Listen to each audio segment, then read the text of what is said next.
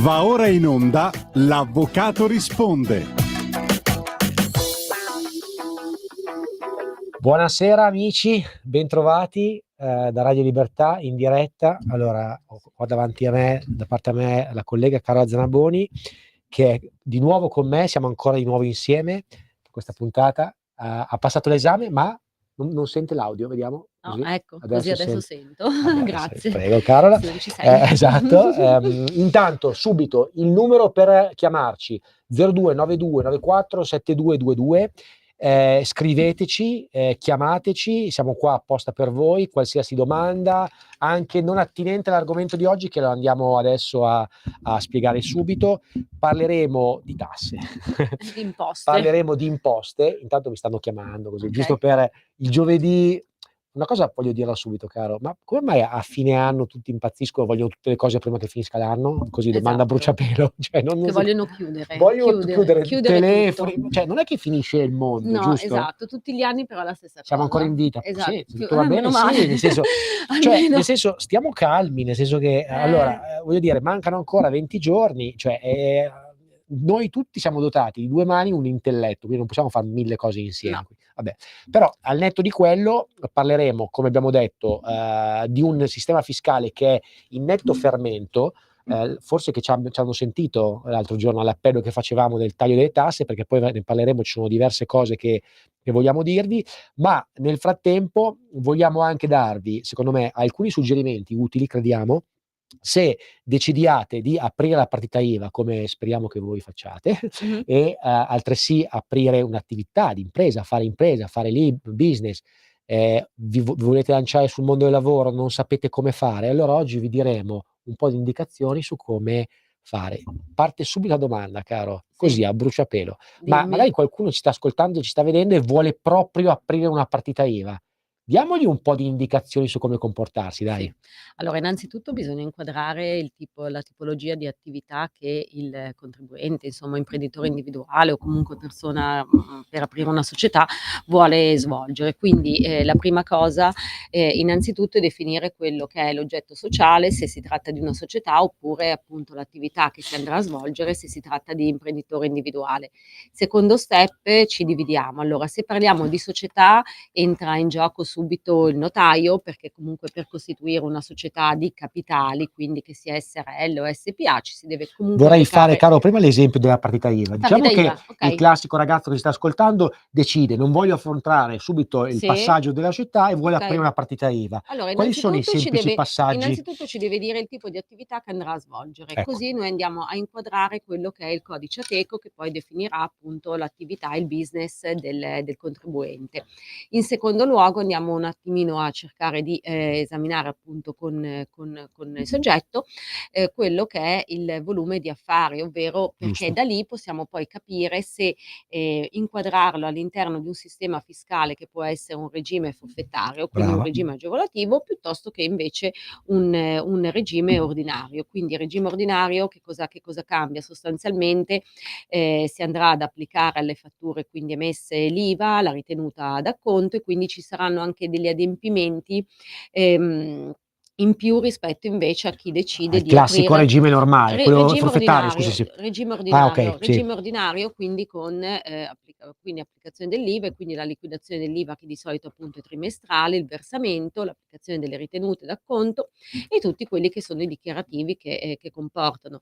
Ricordiamo che se si è in un regime appunto ordinario andranno fatto quelle che sono le comunicazioni delle liquidazioni IVA Certo. periodiche ogni trimestre e una dichiarazione IVA annuale. Invece, il regime appunto forfettario, un regime agevolativo, che non vuol dire però semplificato, nel senso che, molto spesso è anche diciamo insito di peculiarità a cui Certo, bisogna prestare certo, attenzione. certo.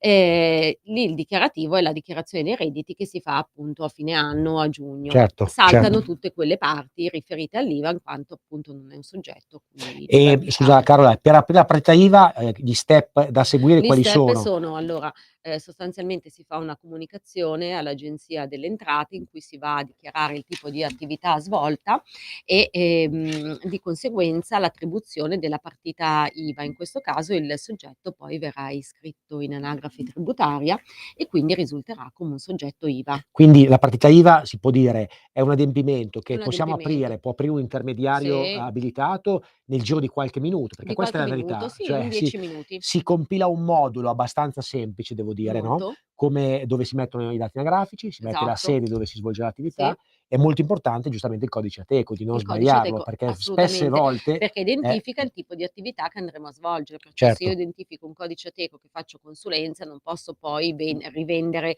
beni o servizi, perché ho certo. dichiarato che appunto faccio attività di Certo, tipo certo. di consulenza. Intanto vi, do anche la mail dove potete scriverci. Sì, L'avvocato risponde tutto attaccato @dirittissimo.com. Vi ridò il numero di telefono, a parte che è tutto in sovraimpressione, sì, no, 0292 94 7222. Potete chiamarci in diretta, chiamateci per favore, ci fa molto piacere interagire con voi e così passa il tempo e credo di potervi anche di esservi utile. Torniamo ancora al discorso partita IVA, che avevo detto in sì, qualche minuto si apre la partita IVA, si sceglie il regime, si sceglie il appunto, e regime. anche lì però, giustamente, come dicevi tu, è importante una consulenza iniziale, Una non buttarsi a consulenza capofitto, iniziale, perché esatto, spesse volte la gente si esatto, butta a capofitto, apre partita esatto. IVA, poi, Bisogna magari effettuare una valutazione. Innanzitutto capiamo quello che è il volume da fare, ma capiamo anche quelli che sono i costi che poi il contribuente dovrà appunto sostenere per capire l'applicabilità o meno di un regime, se è certo. più conveniente ad esempio un regime appunto forfettario piuttosto che un ordinario, perché si hanno tanti costi da sostenere, quindi vale la pena, sostanzialmente poi E l'applicazione del come caro costi di gestione del commercialista, senza andare troppo nel No, del dettaglio, diamogli un attimo del un'indicazione commercialista agli cambiano a seconda che ascoltatori. sia un regime appunto forfettario o un Ecco. regime ordinario. Questo perché? Perché cambiano gli adempimenti che dovranno essere eseguiti. Sostanzialmente il regime forfettario, l'adempimento è quello della dichiarazione dei redditi, Quindi mhmm, abbastanza snello, abbastanza perché snello. non c'è Chiaramente l'IVA, non essendoci l'IVA. non c'è l'IVA, non ci sono tutte quindi gli adempimenti IVA, c'è da, tenere quindi sotto controllo però quello che è il volume d'affari per non sforare nelle soglie del regime appunto forfettario e sostanzialmente andranno comunque, io consiglio sempre Sì, di registrare le fatture giusto. sia emesse, ma anche gli acquisti che un forfettario fa pur sapendo che non può appunto non ha la Perché deducibilità di questo questi secondo acquisti, te perché comunque c'è un quadro nella dichiarazione dei redditi che è quello RS, che è quello in cui dovranno Posso essere aggiungere anche una cosa su indicati. questo? Ma anche credo per valutare effettivamente quanto ti stai perdendo. Certo, Perché, signori, quando voi fate il forfettario, i costi non potete scaricarli se non in base a una percentuale prestabilita. forfettaria, Esatto. Quindi è importante tenere traccia, per magari decidere se poi rimanere in questo regime oppure no, esatto. tenere traccia di quelli che sono i costi, perché voi a fine anno avete magari un brogliaccio con tutti i costi che avete sostenuto. Mettiamo che sono 10.000, la vostra percentuale consente di scaricarne solo 2.000, esempio, vi state perdendo 8.000 Certo, € e quindi questa questo percentuale ricordiamo che poi è diversa a seconda del codice Ateco, quindi a seconda ecco, dell'attività esatto, svolta, più o quindi non meno è una dell'80% sì o diciamo, no, 66 sul insomma fatturato, sì.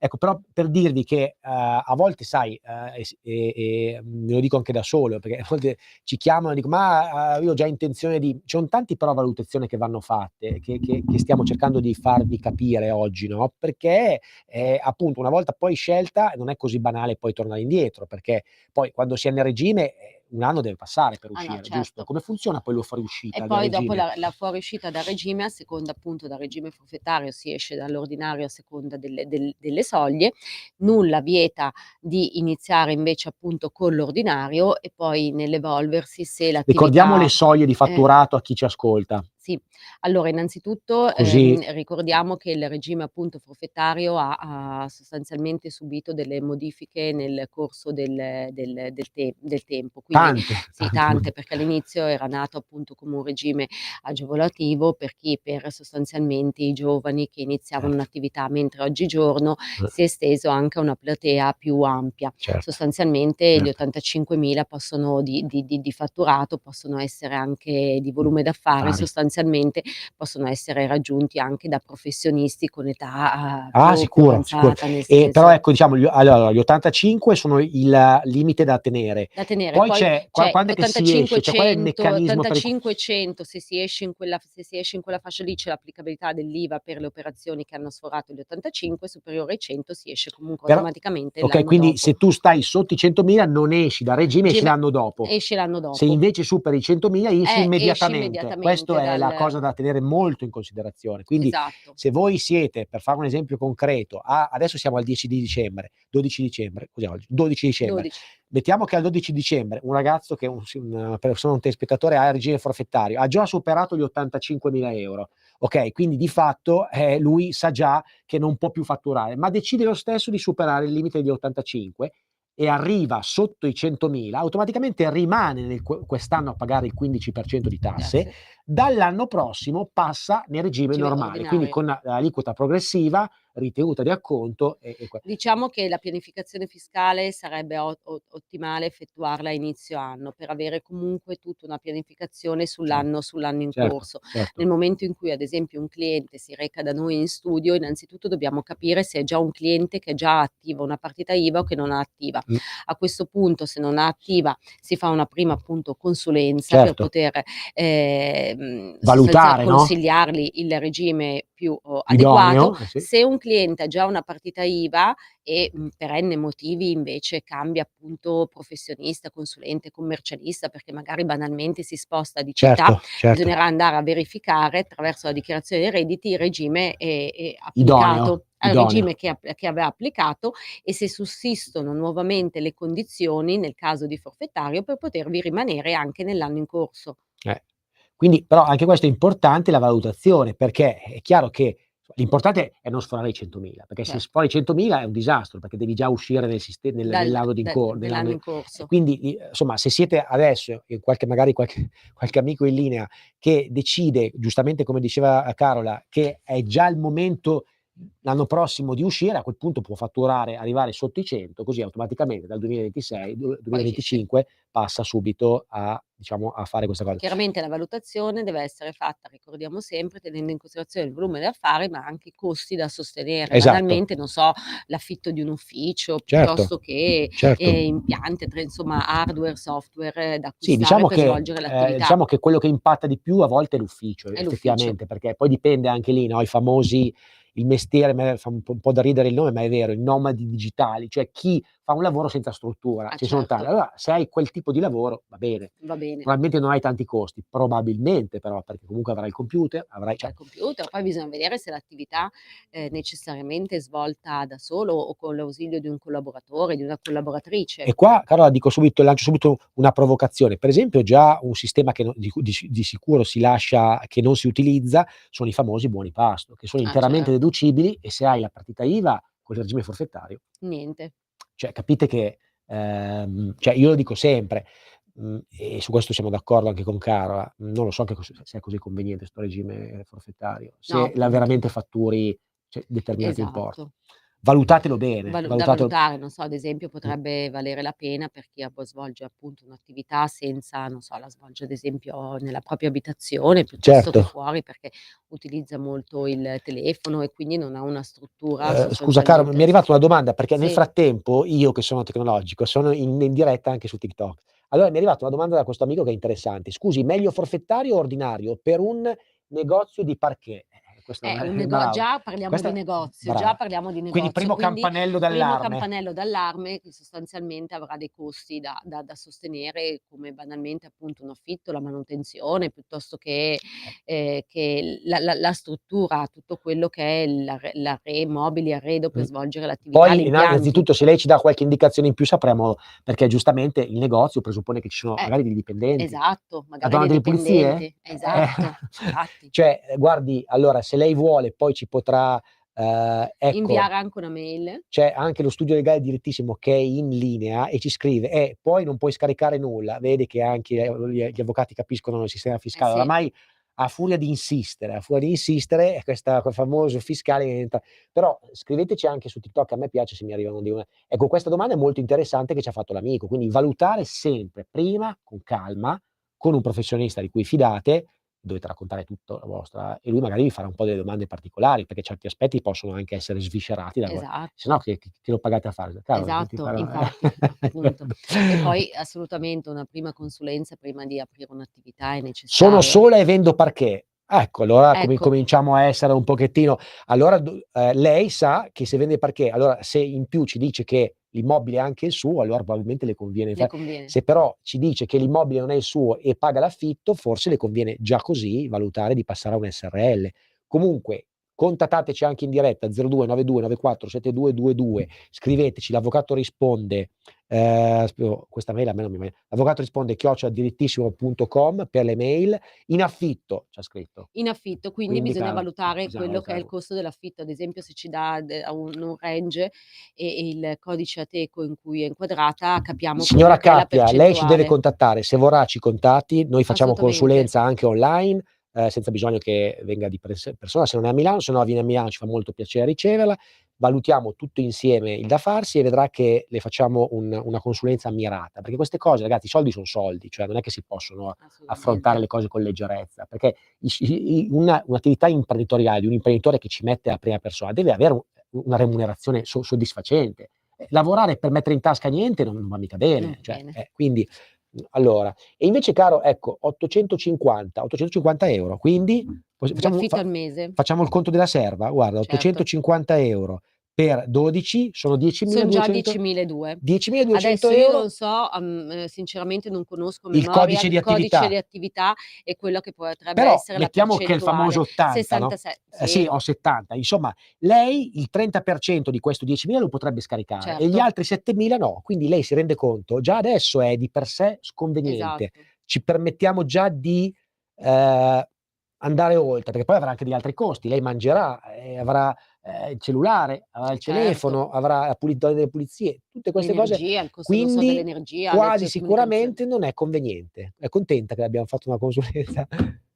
Massimo, ecco io non lo so, vabbè, meglio SRL, ecco. Sì, Meglio vedi. SRL. Vabbè, la SRL Ecco, entriamo in un passiamo altro caro, abbiamo mondo, fatto un mi sembra un bel entriamo entriamo nel nel vivo. mondo comunque delle società, quindi società di capitali. Allora lì il discorso si complica un Eh, attimo, nel senso che per aprire una società la tempistica si allunga perché necessariamente occorre passare dal notaio. Il notaio che cosa ci chiederà, a parte i documenti della compagine societaria, quindi se è società a socio unico piuttosto che società invece con più soci, pluripersonale. pluripersonale, dovremmo andare a identificare quello che è l'oggetto sociale, che è l'attività che la società va Certo, a svolgere in quanto certo, persona giuridica. certo. Dovremmo andare a definire anche tutto quello che è la governance, quindi l'amministratore, la Caro, capitolo notaio e atto di costituzione, vale la stessa cosa. Cioè sì, evitate le costituzioni in fretta e furia, no, dove assolutamente. lo statuto è Ad precompilato, esempio, no? molto spesso ci No viene ragazzi, cioè. chiesto se, vale la pena costituire la SRLS, quindi la Cosa m'hai società a detto? Ma esiste responsabilità ancora? Non limitata l'hanno se cancellata? No, io semplificata, scherzo, ma c'è ancora che ha purtroppo. uno statuto appunto predefinito, diciamo che è abbastanza blindato e quindi si risparmiano dei costi all'inizio che però poi vengono recuperati nel momento in cui uno vuole fare un qualcosina in più che non è iscritto nello statuto. Allora signori, vogliamo essere molto sinceri perché tanto noi qua andiamo a carta libera, cioè le SRLS a noi non piacciono, quindi signori se arrivate a costituire le SRLS avete già presentato un bigliettino da visita che non è Che non è. ottimale, perché se il capitale sociale è di 1 € con cosa sta in piedi una società? Sì, ma anche proprio come statuto, nel senso che avendo uno statuto predefinito, c'è poco spazio poi per potersi muovere all'interno di eventuali modifiche. Eventuali modifiche vuol dire andare a modificare quello che è l'atto costitutivo, perciò recarsi al notaio. Quindi Certo. quello che si risparmia in fase di startup lo si Non si recupera lo poi si dopo. recupera Sì, dopo. assolutamente. Quindi attenzione all'atto di costituzione, attenzione alla scelta del notaio, attenzione al commercialista che vi può assistere o al legale e chi viceversa, chi più ne ha più ne Leggere metta. attentamente poi Brava, quello che è l'atto costitutivo e lo statuto della società, perché poi banalmente, brava.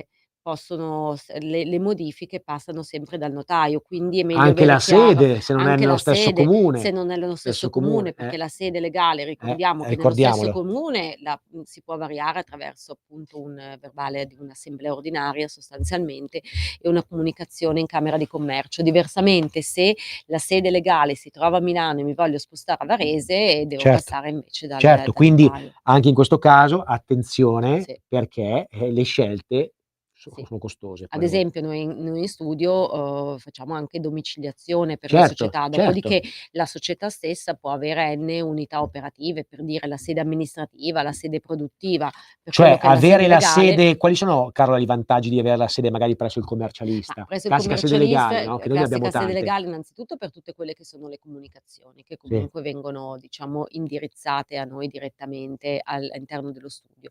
Sostanzialmente poi si ha una sede legale che è fissa, dopodiché okay. se l'attività, ad esempio, amministrativa viene svolta in altra sede, ci sarà un'unità operativa che troviamo poi in Quindi misura potrebbe essere generale. una bella scelta, Sì, allocarla dal commercialista, perché almeno così la contabilità è da lui, sì, quindi qualsiasi tipo di esatto. problema, anche la corrispondenza Anche la arriverà da lui. corrispondenza. Insomma, sono tutte scelte che sembrano banali, però vi posso assicurare che poi quando si fanno, ecco, abbiamo detto costituzione, notaio, più o meno il costo del notaio, Ma Caro, no, diamo il anche costo questa del indicazione. notaio sono onorari, più o meno siamo sulle 1.500 2.000 €, € un tutto, no, 2000 con € con dico tutte le imposte, Omnia eccetera. 2000 Sì, €, sì, quindi è un 2000 costo €. abbastanza modesto, devo dire, Abbastanza perché modesto. Che cosa dobbiamo fare? Poi sottoscrivere e versare quello che è il capitale sociale, il classico 10.000 € che può essere anche sottoscritto, poi versato per 2005.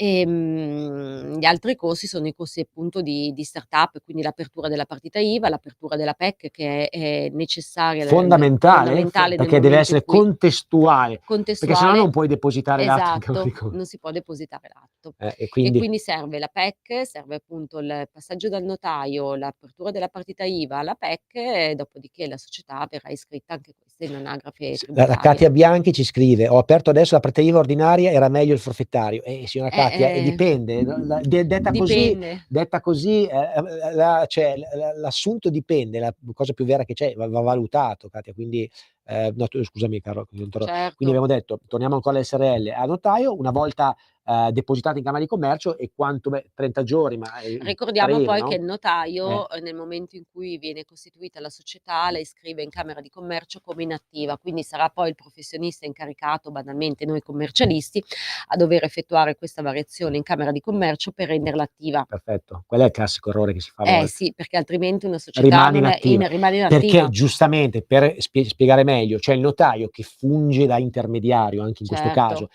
deposita un'apertura di una società, ma non può già dichiarare che è attiva, Eh chiaramente, no, perché mettiamo che sia una vendita di alimentari, sì, ci saranno tutte le autorizzazioni della SCIA e quindi sono cose che vanno fatte successivamente certo. alla costituzione.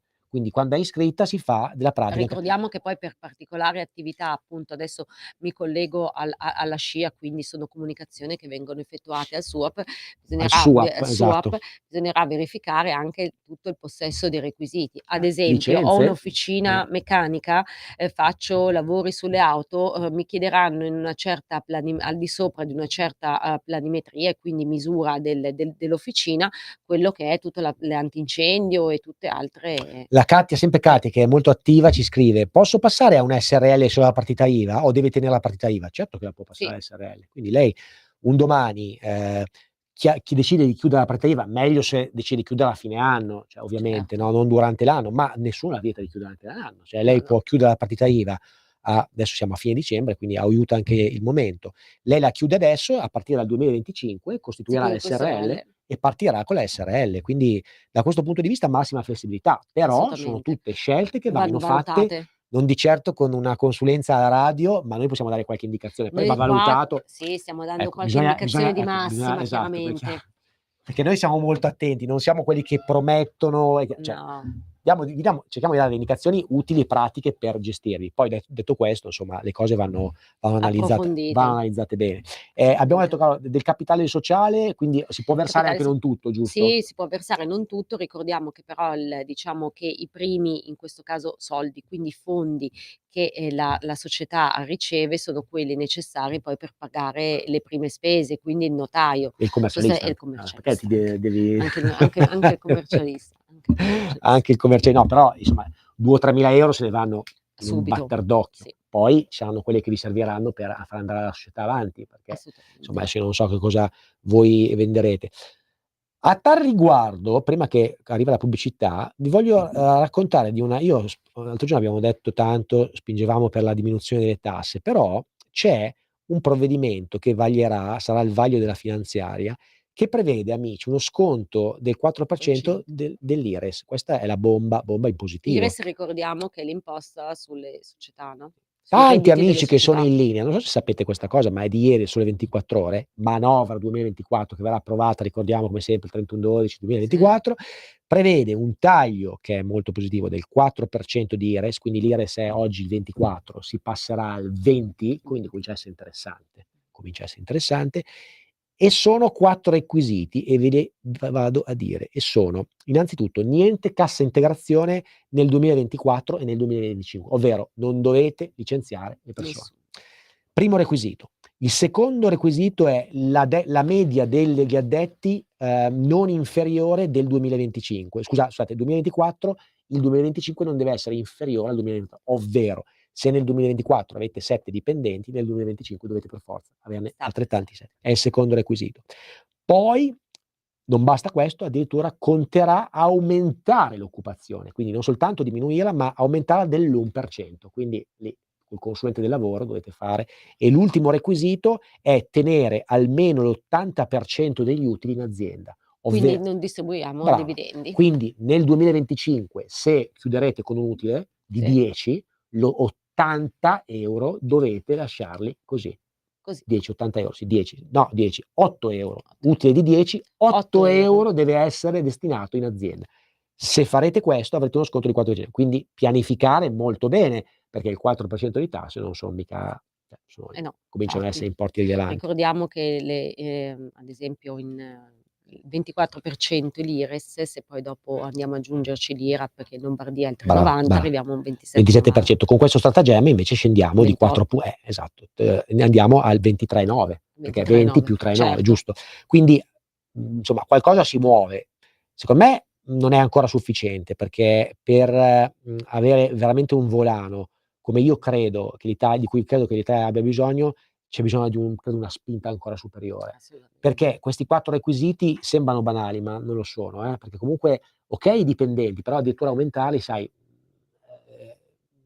le grandi aziende probabilmente ce la faranno, le piccole non lo so, caro, perché noi Infatti, piccole e medie imprese insomma sono piccine. ricordiamoci che l'Italia sta in piedi per le piccole e medie imprese, Esatto. cioè per le SRL con 2 dipendenti, 3, insomma, quindi e questa è un po' la novità che vi volevo dire, quindi massima attenzione su questo, perché ci sarà eventualmente poi degli emendamenti che speriamo che addirittura tolgano qualcosa, però insomma questa è un po' la novità. Ecco, Prego, ricordiamo caro. poi che nel momento in cui si apre una partita IVA, sia come imprenditore individuale, comunque come professionista, piuttosto che società, lo step successivo è dotarsi di un sistema, un gestionale per poter emettere le fatture in modalità elettronica, a meno che le fatture non siano poche, allora ci si può anche appoggiare a quello che è il sito dell'Agenzia delle Entrate. Giusto, Ecco, giusto. anche questo è uno step importante, perché comunque poi verrà rilasciato quello che è il codice ESD, quindi per poter ricevere ed emettere le fatture. Quindi lo step successivo alla costituzione della società è definire quello che sarà il gestionale per poter emettere fatturazione elettronica. Assolutamente, quindi anche la fatturazione elettronica può essere gestita in modo abbastanza, poi dipende quanti ne avete, no? Esatto, perché se sono poche, ad esempio io faccio il mio fatturato con 5 fatture l'anno, posso anche, come dire, appoggiarmi in modo gratuito a quello che è il sito dell'Agenzia delle Entrate, nella sezione della fatturazione elettronica, ed emetterle direttamente da lì. Se invece il mio volume d'affari è comunque perfezionato attraverso numerose fatture, a questo punto sarà più conveniente attivare quello che è un Ti fermo un gestionale. attimo, caro, che abbiamo la pausa pubblicitaria, torniamo Perfetto, va dopo. bene. A dopo. A dopo. Ciao. Un nuovo modo per sostenere la tua radio. Visita radiolibertà.net. Ti basta un click e potrai versare il tuo contributo volontario direttamente online. Potrai donare con ogni tipo di carta di credito, anche prepagata. Ti aspettiamo online Su radiolibertà.net. Sostieni la tua radio con il tuo contributo volontario. Radio Libertà. La tua radio. Diamo voce alla nostra gente.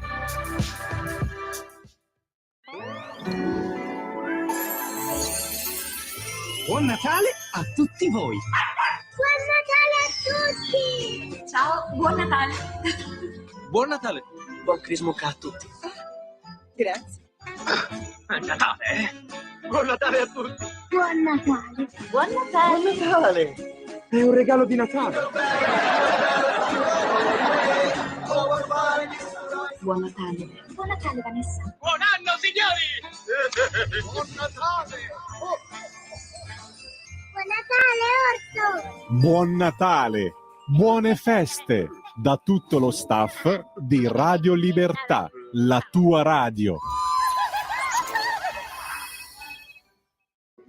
Da oggi la tua radio È ascoltabile anche con la televisione in digitale. Sul telecomando della televisione digitale o del tuo ricevitore digitale puoi scegliere se vedere la TV o ascoltare la radio. Risintonizza i canali radio e troverai anche Radio Libertà, canale 252. la tua radio.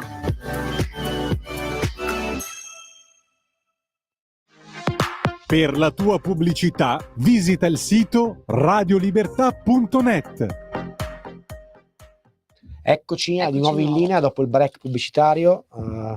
Il nostro caro regista ci tiene sempre sulle spine. Sì. Cambiamo, prima 10 secondi, poi 20, mi piace così. Sì. Non so, Massimo, secondo me Ringraziamo dalla possiamo, regia, possiamo anche ripercorrere insieme quelle che sono le ultime scadenze di Diamo fine ancora il anno. numero, caro, per chi si Sì, fosse rimesso in 02 vai tu, caro, vai. 02 9294 7222. Ci potete anche scrivere a l'avvocato risponde @dirittissimo.com, dove potete anche mandarci email. Poi ci potete anche scrivere su WhatsApp. Il numero di sovraimpressione 340 67 09 659. Perfetto, domande. Siamo anche in diretta sul nostro social, il mio social di TikTok, dove potete scriverci. E adesso siamo pronti per la seconda parte. Vai, caro, Per la seconda partiamo. parte, non so, affrontiamo magari quelle che sono le scadenze dal Sì, 12 fino affrontiamo, fino all'anno. direi, un piccolo Innanzitutto coso, e poi dopo passiamo magari alla parte un po' contenziosa, spiacevole delle Va cartelle. bene, volentieri. Vai. Volentieri. Allora, il 16 giorno di scadenze, che cosa scade? Allora, per i contribuenti che hanno una liquidazione IVA mensile dovranno versare Certo. l'IVA, quello che è la parte poi relativa anche per tutti i contribuenti, le ritenute d'acconto sono sostanzialmente su fatture che sono state pagate nel mese precedente, quindi a novembre, il cui versamento della ritenuta scade il 16 del mese successivo. Si funge da sostituto di Da imposta, no? sostituto Questo d'imposta, meccanismo tutto assolutamente. italiano che c'è. Banalmente, io società ho pagato nel mese di novembre una proforma ad un professionista, quindi un avvocato che applica una ritenuta d'acconto. Quindi a regime non normale, non regime forfettario, perché sennò ordinario, il 16 del mese successivo, e quindi lunedì sostanzialmente mi troverò a versare la ritenuta. esatto. Scadono che cosa? Quelli che sono invece tutti i contributi sul lavoro appunto dipendente, quindi i classici F24 che vengono elaborati da colleghi, consulenti del lavoro, e l'IMU. Il 16 scade l'IMU. 16, L'IMU ma che perché cosa? sono sempre questo 16? È 16. È la metà. Ho il 18, Ho perché a volte 16 sa è sì. sabato. No, così. quest'anno è il 16 16. è lunedì, quindi è Ah, è lunedì, 16. brava, sì, È esatto. 16. L'IMU, che cosa andiamo a versare dell'IMU? Sostanzialmente il saldo, perché l'acconto siamo stati bravi e l'abbiamo versato tutti a giugno. Brava. Giusto? Si paga su che cosa? Sulle prime case non verrà versato, a meno che la casa non sia un'abitazione, ad esempio, che ricade in una categoria 1, perché sono immobili di lusso. Di lusso, altre, castelli, ville, certo, villette, se no eccetera. l'IMU non si paga sulla Se prima no, sulla casa, prima ok? casa non si paga. Su invece immobili che io ho e Chi detengo fece in questa proprietà. norma? Silvio Berlusconi. Grande, sì. Esatto, grande. Se invece ho un immobile di proprietà che però non utilizzo come prima casa e ce l'ho a disposizione anche se non locato, a questo punto dovrò versarla Esatto. e dovrò calcolarla. Attenzione, caro, anche alle possibilità di ridurre l'IMU. Certo. Se la casa è magari Sì, diroccata. Cioè, sto parlando di sì. chi magari ha tante proprietà, magari una di queste è inagibile. È inagibile. C'è la possibilità. Quindi vedete come a volte anche in modo Diciamo che superficiale si paga. prima di versare comunque il saldo non necessariamente deve essere uguale all'acconto, perché tra il periodo che intercorre dal mese di giugno in cui ho versato l'acconto e il saldo possono essere subentrate anche delle modifiche, quindi sarà diciamo onere sì. del Contribuente. del consulente certo. di chiedere, o comunque del contribuente di avvisare, Certo. in modo tale che poi verrà calcolata l'aliquota corretta. E poi un'altra cosa vorrei ricordare agli amici, cioè se voi comprate una casa, adesso siamo al 12 dicembre, l'IMU la dovete pagare lo stesso per qualche giorno, quindi attenzione a questa cosa, giusto Carola? 15 giorni del mese no, deve dico essere perché a volte tenuta. c'è magari l'idea no, che certo. se è a fine anno, ecco, la tassa sulla proprietà ovviamente sconta i giorni in cui avete possesso, no? Possesso. Quindi evidentemente anche Che se devono fosse essere al 30 dicembre che 15 rogitate, all'interno di un mese. ecco, quindi capite bene come anche in questo caso, ma ci deve essere una grande anche, diciamo così, aggiornamento vostro con il consulente, a cui Sì. dovete riferire modifiche, per esempio, come dicevi tu, se l'abitazione ha avuto un problema o magari se ha O dei ad lavori. esempio, banalmente, io avevo un immobile a disposizione che era locato, invece nel periodo che intercorre tra Certo. giugno e dicembre l'inquilino lascia l'immobile e subentro io, Certo. perché ad esempio ci vivo, chiaramente Certo. questa è una modifica di Certo. quella che è, Certo. l'utilizzo della proprietà. Certo, quindi, banalmente, ecco, abbiamo detto, scusami caro, quelle invece le istanze che per esempio se uno ha una inagibilità, come si comporta per ottenere lo sconto dell'IMU? Cioè, c'è qualche istanza da mandare in Sì, comune? bisogna innanzitutto verificare con il comune, anche perché poi i comuni si muovono in modo, come dire, Ecco, autonomo. autonomo, Cioè, anche perché le aliquote poi uno è diverso dagli variano, altri. uno è diverso dagli altri. Esatto, esatto. Quindi bisogna prendere contatto anche Però diciamo con il che, comune. qualora abbiate magari un immobile inagibile, ovviamente bisogna muoversi prima, Certo. perché il comune non è che risponde subito. No. Bisogna fare un'istanza dove si andrà a dire: "Io sono proprietario di questo immobile", magari con un referto fotografico, meglio se con una perizia da parte di un geometra, dove direte che l'immobile è inagibile, quindi chiederete la riduzione del 50%, non è poco, Il comune poi farà una delibera con quella, poi la date al commercialista e calcola l'IMU al Al 50% in meno, 50, quindi è un bel al risparmio. 50. Dico questo perché comunque cioè a parte, il 110, ma gli immobili in Italia sono vecchi, quindi molti magari hanno Sì, possesso di alcune case che sono inagibili. esatto. Quindi questo e poi altri Se io adempimenti non che so, hanno. ad esempio, Prego. che immobile posseggo, banalmente si può all'interno dell'Agenzia delle Entrate fare un'estrapolazione di quelle che sono le risultanze Okay, e catastali si può fare abbastanza se semplicemente? si può fare Ah, semplicemente, lo possiamo fare anche noi come okay. intermediari abilitati, andando proprio nell'area del riservata dell'Agenzia Cassetto fiscale. dell'Entrata. A quel punto scegliamo se il contribuente è una persona fisica piuttosto che persona giuridica, se l'immobile si trova in un territorio nazionale, oppure la ricerca lo possiamo fare mirata nel, comune che Di sappiamo residenza, sì, nel giusto. comune. Ah, Ad quindi si esempio può mettere, però per non sì. sbagliarsi si può anche mettere in tutta Sì, Italia? sì, E in quindi tutta ti tira Italia, fuori tutto. tira fuori sì, anche quelli che sono, eventualmente appunto terreni Mh. che magari uno non sa neanche di avere. Ecco, questa cosa, mi apri il fianco perché io questa cosa la utilizzo dal punto di vista legale. Quando magari qualcuno deve andare a prendere i soldi nei confronti di qualcun altro, deve fare un decreto ingiuntivo, va a vedere le proprietà, per vedere Certo. se, possiede, e quindi questo strumento è molto comodo per capire se uno Sì, effettivamente possiede degli immobili, oltre che l'aspetto dell'IMU. Quindi è uno assolutamente. strumento molto potente che è a disposizione. Ovviamente può accedere solo chi ha ovviamente il canale Entratel, no, anche Sì, sì, fisco sì, online, sì. non so se anche Sì, fisco online, no, probabilmente che nell'area okay. riservata noi come intermediari Deve abilitati essere un intermediario abilitato che può andare. andiamo a verificare quelle che sono le risultanze catastali, a meno che chiedere una visura catastale degli immobili di proprietà, Certo. quello è un altro tipo di ricerca. E invece poi caro, invece altri adempimenti adesso Altri le fine adempimenti, il 27 l'IVA, scusate che se vi l'acconto diamo IVA. notizie non troppo buone, però almeno lo Il sapete. 27 l'acconto IVA per, Mh. sostanzialmente i contribuenti IVA. Che cosa vuol dire? Vuol dire che io vado a versare quello che è l'acconto sulla liquidazione dell'IVA che cadrà a gennaio se è una Certo. liquidazione mensile, piuttosto che trimestrale a marzo. Quindi si vede l'IVA che hai pagato l'anno scorso per L'IVA calcolarla. sì, posso calcolarla sostanzialmente andando a prendere la dichiarazione IVA e guardando col metodo storico quello che io ho versato l'anno precedente, quindi l'88% del All'88%. dell'IVA versata, piuttosto che con un metodo invece,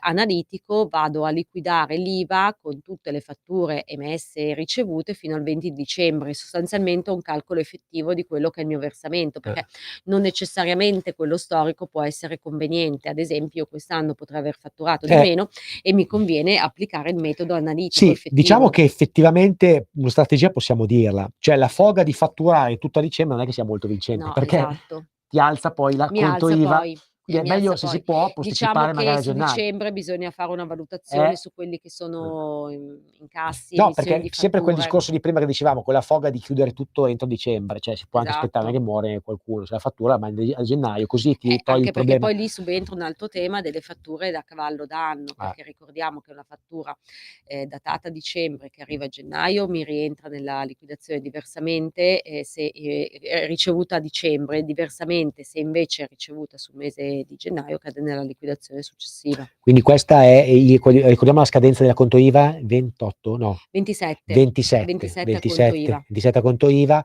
anche lì valutare bene se fare il previsionale o fare lo storico. Questo è lo storico, a seconda poi Anche se questo strumento della previsionale lo vediamo bene che alcuni clienti non lo, ma comprensibilmente, perché nel senso che è un po' allora con maligno, lo no? storico, ad esempio, noi oggi siamo in grado già di dire al contribuente quello che sarà il versamento del 27.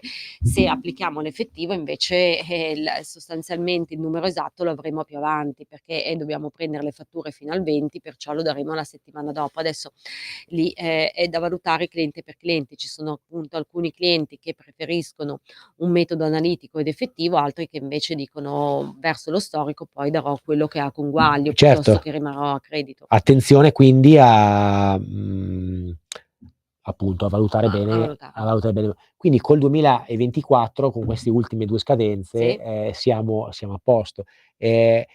Oggi è la scadenza del concordato preventivo ambientale. Qualcuno, diciamo ancora in cosa ha consistito questo concordato, che se ne è parlato Sostanzialmente tanto, dai. è un'adesione, Se ne è è un parlato metodo tanto. collaborativo, tra virgolette, con l'Agenzia delle Entrate per definire l'Agenzia delle Entrate per poter avere sostanzialmente il fisco più reddito. Magari qualcuno ci sta ancora pensando, oggi scade ragazzi, tra Oggi qualche scade. ora avete l'ultima possibilità di scegliere questa opzione. Noi ne abbiamo fatte oggettivamente poche, Pochi. però effettivamente quand'è che può essere veramente Ma nel vantaggioso, momento caro? in cui io so già comunque quello che è il mio volume d'affare negli anni appunto a seguire, potrebbe essere vantaggioso. Poi anche lì è da Da verificare valutare, caso per caso, cioè. perché comunque ci sono dei parametri di riferimento. Insomma, andarsi a impegnare per 2 anni non è banale. Non è banale per Eh, chi ha un'attività invece, per chi ha un'attività sostanzialmente per cui il volume d'affari viene definito anno per anno certo. e non c'è un trend costante. E spesso le attività imprenditoriali sono così. Non so, ad esempio mi viene in mente il professionista che ha incarichi all'interno di collegi sindacali in Brava. cui comunque l'incarico viene mantenuto per tot di anni, sa che quelli sono Sono i certo, suoi certo, i suoi redditi, certo. redditi e Però quindi vale la pena. caro, è vero, però di fatto potrebbero cambiare i costi. Certo, Eh, anche quello, cioè anche nel quello. senso che giustamente uno dice: "Ma tu l'accordo che fai lo fai sull'imponibile e l'imponibile è ricavi meno costi e quindi devi valutare anche i costi che farai, non solta", e questo è purtroppo che secondo me non è stato percepito bene, nel senso che tu una volta che pattuisci l'imponibile, è vero che effettivamente sei a ricavi, ma se per caso l'anno prossimo hai in mente di cambiare la macchina, Ah no, certo. Sì. cioè allora io veramente non mi piace questo strumento dal punto di vista anche tecnico, troppo difficoltoso. Una circolare di 40, 50 pagine, cioè, Sì. insomma adesso non però crediamo che, almeno io credo, uso il singolare, ma non so se Carlo è d'accordo, che, questo modo così complesso di introdurre delle modifiche normative che potrebbero anche essere interessanti, però è chiaro che se si complicano con delle normative, dei circolari così difficili e così rischiose anche di essere mal interpretate, non lo so se lo strumento ha una spinta positiva e penso che i dati Sì. purtroppo non siano così positivi. Questo vabbè, comunque, vediamo se verrà riproposto, dopo il 2025 e via. Altro tema invece appunto diciamo, importante sono quelli degli avvisi che i Oh là. contribuenti ricevono. Avvisi ad esempio possono essere avvisi bonari, banalmente io invio trimestralmente quelle che sono le liquidazioni IVA, vado a dire al fisco quella che è l'IVA che avrei dovuto versare e Sì. se non l'ho versata ricevo un avviso. Ecco, a proposito caro, spieghiamo bene perché qua adesso Agenzia delle Entrate, Agenzia della Riscossione, cioè c'è una grande Sì. confusione. Cioè che differenza c'è tra un documento che arriva dall'Agenzia delle Entrate e quello dell'Agenzia della Beh. Riscossione? Cioè diciamolo alla gente, perché la gente a volte arriva la busta, dico: "Aiuto, aiuto", aspettate a fasciarvi la testa insomma, no? Sì, anche perché l'agenzia della riscossione è quella che, sostanzialmente ha, sostituito l'Equitalia. E Esatto. sono cartelle, che cosa inviano? Sostanzialmente i debiti all'interno dell'agenzia della riscossione nell'area riservata, il contribuente può richiedere quello che è un estratto debitorio e andare a verificare quelli che sono i carichi pendenti nei confronti dell'agenzia della riscossione e vedere anche se su alcune cartelle ci sono già piani di rateazione o meno e se queste rateazioni Ecco, sono quello state che ci tenevo a rispettate. dire però è che cioè per dare un input a chi ci segue, cioè se arriva una comunicazione dell'Agenzia delle Entrate, non dico che chiaro. potete fare un attimo un sospiro di sollievo, No, ma avete un però attimo di tempo in più. sì, Se quella della riscossione, attenzione che è subito esecutiva, quindi esecutiva, cioè cambia, no, la prospettiva. certo, Questo è importante, perché l'agenzia di riscossione vuol dire che è 60 giorni, dopodiché potrebbero partire già certo, subito con il pignoramento. Quindi, insomma, stiamo attenti. Chiaro che, il darsi alla fuga e non farsi trovare, se non avete niente di intestato, sì, ma se per caso avete dei beni, il discorso di prima, è c'è il diverso, rischio, c'è il che parte rischio, l'azione esecutiva, poi sono costi in più, pignoramento presso terzi, conto certo. corrente. Cioè, ormai adesso l'agenzia di riscossione, almeno quello che si sente un po', sta un pochettino accelerando sul discorso del recupero. Prima per tanti anni aveva difficoltà, adesso, da quello che si sente anche alcuni clienti, Sì. insomma, hanno avuto delle azioni esecutive Sì, contro, noi quin consigliamo sempre, ad esempio, ai clienti di andare a verificare all'interno dell'area riservata, dare a noi la delega per poter effettuare il check, quello che sono carichi pendenti, perché molto spesso, ci si dimentica, è arrivata una cartella, vabbè la certo, metto cioè la lì, mette è vero, poi ci certo, penso. certo. Non è che si va Invece molto no, avanti non si così, perché no, poi esatto. aumentano. No, no, l'estratto debitorio va comunque verificato Eh. per controllare che non vi siano Piani carichi anche ampi, no, di esatto, rateazione, piani di cioè rateazione. diamo un attimo ancora il numero, chiamateci se Sì. volete 0292 94 7222 per, intervenire in diretta con noi. Stiam parlando di fisco, stiam parlando di tasse, stiam parlando di agenzia della riscossione, delle scadenze fiscali, abbiam parlato del regime fiscale forfettario paragonato a quello normale, abbiam parlato del concordato preventivo Sì. biennale, abbiam parlato di un sacco di cose, abbiamo messo Sì, tutto abbiam quello che dato un serve po' di pillole su abbiamo quello dato che abbiamo dato un sacco di pillole. Adesso torniamo ancora sul discorso, Agenzia delle Entrate e, controlli automatizzati, caro. ecco, Quelli lì falli controllare sempre però anche, giusto? Può certo. esserci l'errore anche lì. Sì,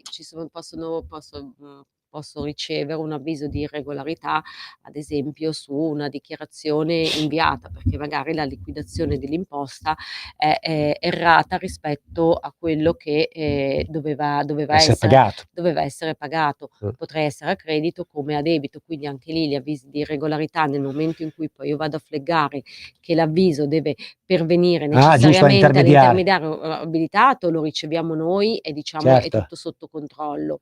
Nel sì. momento in cui invece un contribuente, ad esempio, decide di effettuare la dichiarazione, attraverso una precompilata e quindi, in autonomia all'interno dell'Agenzia delle Entrate, lo riceverà poi direttamente a quelli che sono gli indirizzi dati. Certo. Tanto voglio dare la notizia dell'ultima ora, Ah, la BCE taglia i tassi del 3%, quindi diciamo una bella notizia, meno male. mutui 140 €, ovviamente tagliando i tassi, ah, diminuisce, diciamo il certo. differenziale dei mutui, quindi almeno una boccata d'ossigeno per le Per tante chi persone chiede che ha del il mutuo, prestito, certo, ovvero forse il 90% degli italiani. esatto. Tornando invece a noi caro, quindi, volevo anche Ecco, ad esempio in sì, sede di dichiarazione redditi, mi raccomando, ricordiamoci di consegnare tutti i mh, documenti, anche se abbiamo il dubbio che un costo possa essere un onere deducibile o meno, noi lo consegniamo. Al limite sarà poi il consulente onere a suo sì, decidere. Nel decidere dubbio nel nel dubbio di non Che poi considerarlo. un'altra cosa che, crea sempre fastidio è le famose certificazioni uniche. Ah Cioè è sì. una roba cos'è? Chiediamo un spieghiamo un attimo cos'è 'sta benedetta certificazione unica. Certificazione unica, vado a certificare sostanzialmente quelli che sono i compensi, percepiti. Io che emetto appunto delle fatture a N clienti, gli N clienti, mi emetteranno delle certificazioni dichiarando i compensi che mi hanno Certo, pagato, al certo. netto poi di quelli che Però sono chi li inserisce nella dichiarazione, occhio che non soltanto ve la devono aver ah inviata, sì, aver certo, trasmessa anche. devono essere L'ho fatto anch'io un trasmesse. errore, perché mi è Ah, arrivato da poco un accertamento del ah, modello unico e effettivamente io avevo ricevuto una certificazione unica che poi non è stata trasmessa. Quindi io, dal mio punto di vista, l'hai sì, e ricevuta? poi ho avuto la fattura e No. tutto a posto, pagata. Però è chiaro che nel Beh, modello unico c'era quella differenza lì. di solito in modo abbastanza semplice in sede di dichiarazione deve essere effettuato un check tra le Eh. fatture emesse, le E sul cassetto certificazioni fiscale però. presenti sul cassetto appunto Non fiscale è e banale, che, gli importi poi devono comunque quadrare. devono quadrare, Però ecco. ecco, può scappare anche, cioè adesso, l'errore è umano, quindi può capitare che magari Certo, una certificazione non viene inviata, tu sei a posto dal punto di vista sì, sì, contribuente se hai incassato al netto della ritenuta, però magari t'arriva l'avviso, è sempre spiacevole. Quindi certo, insomma, controllare al massimo si sollecita, la fate mandare anche dopo, eh perché sì. effettivamente su questo vedo che c'è un trend che non sanziona l'Agenzia delle Entrate, anche se li invii dopo io non sto vedendo No. sanzioni. Su questo almeno tendono Diciamo che a... se si tratta eh, appunto di lavoratori autonomi, il termine è brava, comunque entro sì, l'invio del sì, 770, sì, altrimenti sì. in teoria scatta la sanzione Scatterebbe. di Però da 100 quello che si euro. vede, almeno Se io non personalmente arrivano, quella mia cosa l'hanno fatto inviare lo non è stesso, arrivata. basta che uno si è comportato bene, ovvero non ha evaso e non ha fatto, quindi questa è un po' la particolarità, Ecco, no? poi laddove io ad esempio ho effettuato un errore nella dichiarazione dei redditi e non sono più nei termini dell'invio della dichiarazione, quindi nel termine della scadenza ordinaria che quest'anno era il 31/10, posso effettuare anche quella che è una dichiarazione integrativa se voglio andare a correggere. Allora, ci è arrivato un Ok, messaggio, ma andiamo a vedere perché qua io su WhatsApp, con ultima l'ultima chat, chat. brava. Buonasera, eccolo qua, grazie. Regista, se non ci fosse il regista. Grande. Allora, vuoi sanità i costi burocratici? Allora, buonasera, non so se sono in argomento, va bene, ma mio marito possiede un appartamento a secondo piano, più una stanza con un bagno terra, che è come pertinenza sull'appartamento. Non paghiamo IMU sulla pertinenza anche se è sotto la stessa linea elettrica e gas. È giusto pagare 120 euro per una stanza abitata? È un po' È confusionaria un po' questa mail. confusione, sì. Allora, in generale, se la pertinenza è correlata all'abitazione principale, non si Non si paga. paga. Quindi leggiamo ancora, il secondo piano di una stanza con un bagno, piano terra che è come pertinenza da bisogna capire, signora, se il marito questo appartamento è prima casa o no. Se non è prima casa dovrà pagare l'IMU e pagherà Certo. anche sulla pertinenza, capisce? Quindi, Di solito ricordiamo le pertinenze cosa sono: box, ecco, cantine. vede, non paghiamo IMU sulla pertinenza. Vista Eh. così non so se è giusta, signora, bisognerebbe poi verificare, nel caso ci scriva e ci fa sapere, okay, perché allora vediamo un altro che m'è arrivato un messaggino qua su TikTok. Allora, comunque è il contrario, l'80% degli italiani non ha mutuo e il 20 ce l'ha. Ah, dice il signore mi ha bacchettato perché dice: "Vabbè sì, però sono anche tante persone che hanno il mutuo sulla prima casa". Adesso le Certo. percentuali non le conosco, non faccio il bancario, però, più o meno insomma il mutuo ce l'hanno in tanti. Cosa stavamo dicendo caro? Oh, sto posto. No, stava guardando quello la signora che ha scritto dell'IMU, magari se Sì. ci vuole inviare Ah, una giusto, mail più brava, dettagliata, brava, andiamo anche a brava, verificare quello che è la brava. E risultanza. la famosa mail è, l'avvocato risponde Sì. @direttissimo.com, tutto attaccato, senza apostoli, senza niente. Scriveteci su WhatsApp al 340 670 96 59, chiamateci in diretta, ma ancora qualche minuto se volete, siamo qua. 0292 94 7222. Questo mi scrive grande. Okay, perfetto, è importante che sia grande, e non mi insulti. Dicevamo caro, scusami, torniamo ancora No, al discorso contenzioso magari un po'. contenzioso, esatto. Ad esempio quando anche dal punto di vista legale, Ah, eh, scusa, perché anche in merito a questo cosa scusa? è in merito ai contenziosi, perché Ah, molto spesso o certo. Allora sui contenziosi, signori, bisogna capire quando vale la pena impugnare o no. Cioè, esatto, l'approccio, di mediazione / conciliativa, accertamento con adesione, è da adottare se si capisce che evidentemente qualcosa non è andato. È inutile andare a fare un contenzioso se gli strumenti che hai, le frecce che hai nell'arco non sono abbastanza, consistenti e penetranti. Conviene fare un passo indietro, trovi l'accordo, patteggi, di solito mh-mh, impropriamente si dice patteggiamento, ma non è tanto lontano dalla realtà, ovvero tu baratti con l'agenzia, se ci sono più certo, rilievi, magari uno glielo lasci a loro, uno lo lascia a te e porti a casa qualche risparmio. Risparmi costi, tempo e ti levi questa spada di Damocle, perché a mh-mh, volte quando parte il contenzioso, cioè non è facile poi, perché certo, uno ha l'ansia. Dipende, bisogna valutarle, anche in questo caso, con una persona che abbia fatto questo, perché il contenzioso ricordiamo che, è gestito dalla commissione tributaria mh-mh. rispetto a azione giudiziale che ha dei tribunali.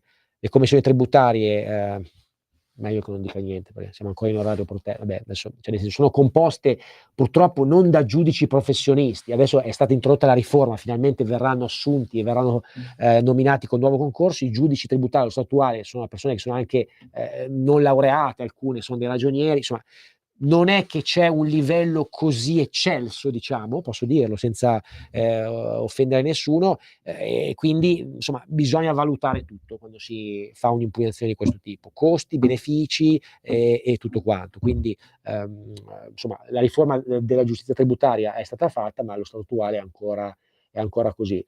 Cosa possiamo dire ancora, caro? Ma un'altra domanda invece, cambiando argomento, che a volte ci viene tutte chiesto domande, nel brava. sì, Sembra, ci cara. ci viene posta nel momento Sì. in cui un'attività per N motivi non decolla, perché magari il business non è come si chiude, come si chiude. E Certo. allora lì, la procedura, La cancellazione, la brava, sì, cancellazione, nel senso la è complessa, messa è in liquidazio, complessa, cioè è sostanzialmente il complessa, momento in brava. cui una società è nata, è attiva, ha una procedura per nascere, ma anche una procedura per Brava. poter chiudere e esser cancellata dal registro Che non è imprese. affatto semplice. Sostanzialmente si dovrà andare a redigere un bilancio che, al posto che essere un bilancio ordinario di una società in normale attività, un bilancio invece di una società in liquidazione, Certo. e quindi andare a verificare che poi tutte le poste, sostanzialmente debiti e crediti, siano estinti e eventualmente poi appunto effettuare quello perché che è un piano di la riparto. cancellazione, qualche amico mi scrive: "Guarda, voglio chiudere la chiudiamo. società qui", poi va a vedere c'hai 100.000 € di debiti, no? Esatto. La Camera di Commercio prima di chiuderla vuole una dichiarazione da parte del socio che si impegna a pagare i debiti. Che si impegna a pagare i Se no, debiti. cioè, questo meccanismo veniva fatto ai tempi, adesso ormai la No. procedura è serrata. Si chiude un bilancio che, al posto essere di un bilancio di una società in normale attività, è un bilancio invece in Non più in liquidazione, quindi continuità aziendale. non più in continuità aziendale, quindi quello che verranno modificati sono i criteri sicuramente di valutazione, ma comunque ci sono degli adempimenti Certo, per certo. chiuderla. E Non quindi quelli basta dire: "No, non no, voglio più andare avanti". no. Ecco, questo E poi perché soprattutto ci vuole del tempo anche, caro, esatto, cioè nel senso che siamo in un paese in cui c'è un livello di burocrazia e di adempimenti che sono devastanti. Per non parlare poi delle società di persone, che è peggio, perché cioè, società di persone, oltre ad avere il bilancio finale di liquidazione, devi avere anche la condiscendenza di tutti i soci, di tutti i soci. che a volte magari uno vuole andare avanti, l'altro vuole, cioè è un disastro. Quindi valutatela bene anche quando Ecco, quindi mi raccomando, aprire una società per dire: "Apro e provo", no, no.